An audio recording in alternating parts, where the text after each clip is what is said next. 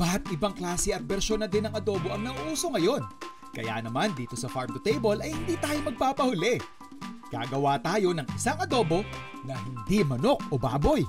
Isa sa mga inaalagaan nila dito is yung kanilang rabbit. Talagang, in a way, aggressive din sila Doc Mickey tsaka sila Ma'am Susan in promoting yung consumption ng rabbit. Siguro may aambag lang natin dito is to help them come up with a dish na mas mapapadali yung kanilang vision na ito. Adobo, di ba? Lahat tayo kumakain yan. Gawa tayo, rabbit and bacon adobo. So we have here yung ating slab ng bacon. We'll cut it into lardons. Kung wala kayong ma-source ng mga gantong slab or makakapal na bacon, pwede rin yung mga thinly sliced na. But ito lang yung technique. We wanna render yung fat kasi ang isa lang na disadvantage na nakikita ko when it comes to utilizing the rabbit meat is masyado itong lean.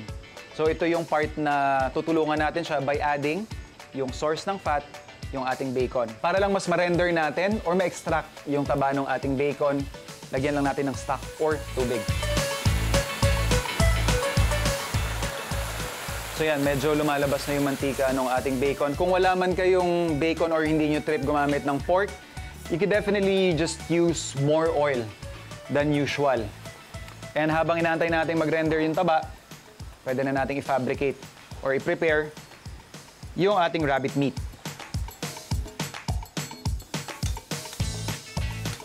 So nakapag-render na tayo ng fat, sear na natin yung ating rabbit meat. So habang nagsisear tayo ng ating rabbit meat, sibuyas bawang naman tayo.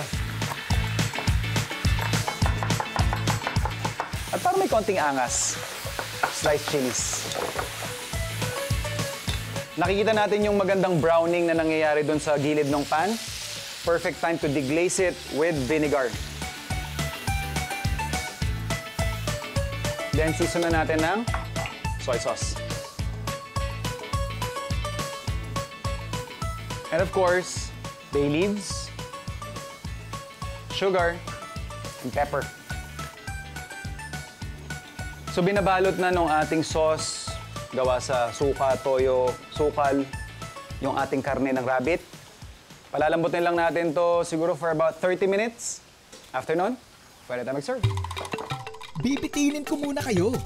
Mamaya na natin titikman ang rabbit and bacon adobo.